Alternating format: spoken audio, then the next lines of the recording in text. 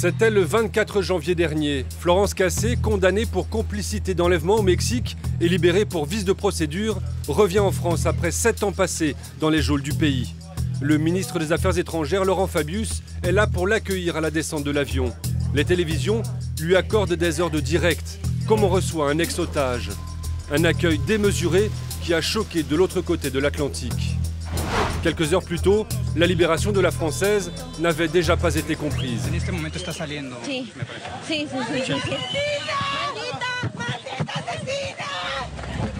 Une haine qui s'explique par l'impact des kidnappings dans un pays déjà écrasé par la violence narco. Des chiffres ahurissants. L'année dernière, par exemple, d'après une ONG mexicaine, 72 personnes ont été enlevées chaque jour. Siège de la revue Proceso, le magazine d'investigation de référence du Mexique. Jorge Castañeda est le journaliste qui a mené plusieurs enquêtes sur l'affaire Cassé.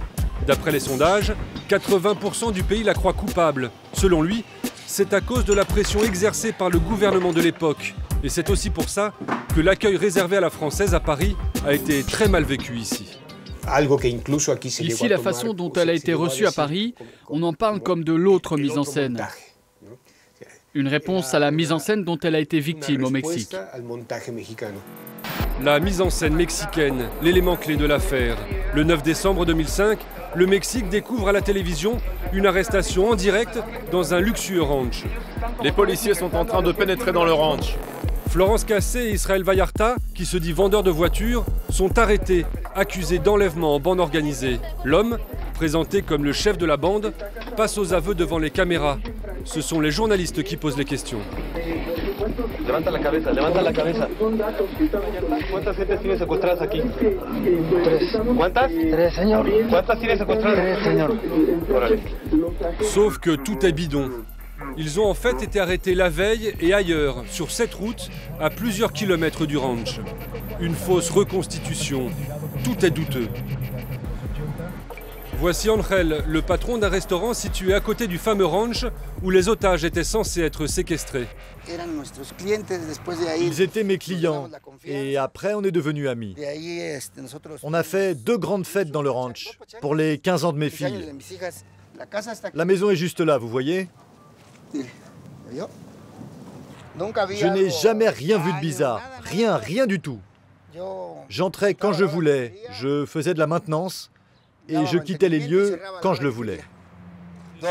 Là où on dit qu'ils gardaient les victimes, c'est là que je gardais les boissons et le matériel pour le jardin.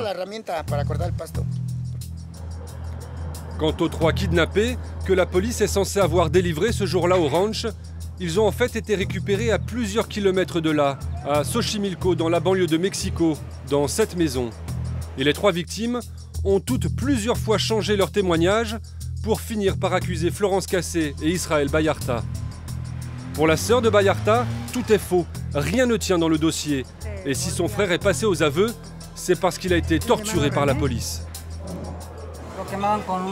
Mon frère Israël, ils l'ont torturé avec de l'électricité sur les testicules.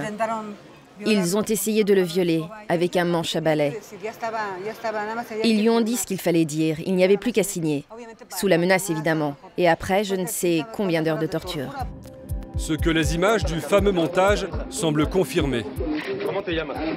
¿Quiénes son las personas que tienes aquí secuestradas? No conozco. ¿Hay un menor de edad? Sí. ¿Dónde lo secuestraron? ¿Te duele algo? Sí, sí. ¿Te lastimaste ahorita en la... Usted me pegó.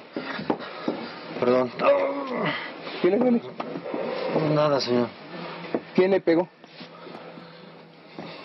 Nadie, señor. Du côté des victimes présumées, c'est la colère qui domine. L'un des anciens otages continue d'accuser Florence Cassé d'avoir pris part à son enlèvement.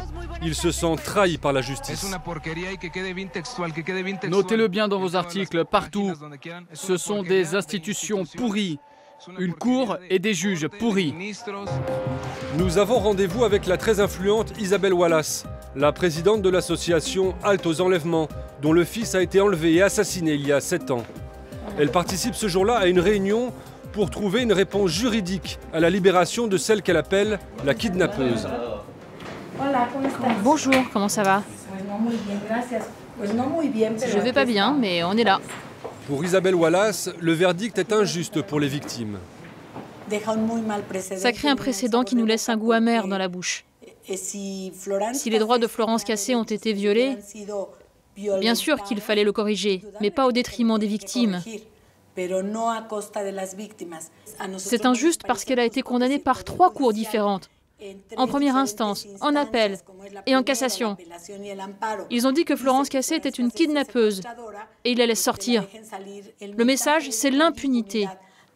La justice est différente pour les pauvres et pour ceux qui ont du pouvoir. Florence Cassé avait tout un gouvernement derrière elle, de l'argent et des moyens. Mais la Cour suprême mexicaine, la plus haute instance judiciaire du pays, très au fait des problèmes de torture et de malversation, comme le laissent supposer les fresques qui ornent ses murs, la Cour donc a voté en faveur de la française par 3 voix contre 2. Que l'on mette immédiatement en liberté Florence, Marie-Louise Cassé-Crépin. Les victimes voulaient un nouveau procès, impossible, a tranché la juge qui a fait basculer le verdict, Olga Sanchez. On ne peut pas faire un autre procès. Comment vous allez revenir en arrière et relancer un processus qui est pourri depuis le départ, qui est malmené depuis le départ? On a violé ce droit fondamental qu'est la présomption d'innocence. Je veux être très clair. On n'est pas allé au fond du dossier. On ne peut pas dire donc qu'elle est innocente ou coupable. On ne pourra jamais arriver à la vérité. Quel dommage. Pour tout le monde. Dommage pour tout le monde, pour les victimes, pour Florence Cassé, innocente ou non, qui a passé 7 ans derrière les barreaux. Une affaire sans vérité, avec un seul coupable identifié, la police. Ce sont les manipulations des forces de l'ordre qui ont détruit le dossier. Et celle d'un homme en particulier, Genaro Garcia Luna, ancien patron du FBI mexicain et ministre de la Sécurité publique jusqu'en juillet 2012. Monsieur le Président, comme vous l'avez ordonné, nous avons construit et consolidé la police fédérale. Le grand chef de la police, responsable de la reconstitution bidon. La Commission nationale des droits de l'homme s'apprête à porter plainte contre lui, mais il aurait déjà quitté le pays. Pour certains, il est le symbole de l'échec de 6 ans de lutte contre les narcos et le crime organisé. Ignacio Morales Lechuga est de cela, ex-procureur de la République et ancien ambassadeur en France. Il dénonce les dérives du précédent gouvernement. L'ancien président Calderón a voulu combattre le crime organisé en réduisant les libertés individuelles et les droits des citoyens de ce pays. Le prix à payer a été trop élevé, il faut revenir en arrière. Un mauvais bilan, une affaire non résolue et une police prête à tout pour montrer des résultats. Avec malgré tout une bonne nouvelle pour le Mexique, une partie de la justice fonctionne encore. La Cour suprême a dit le droit.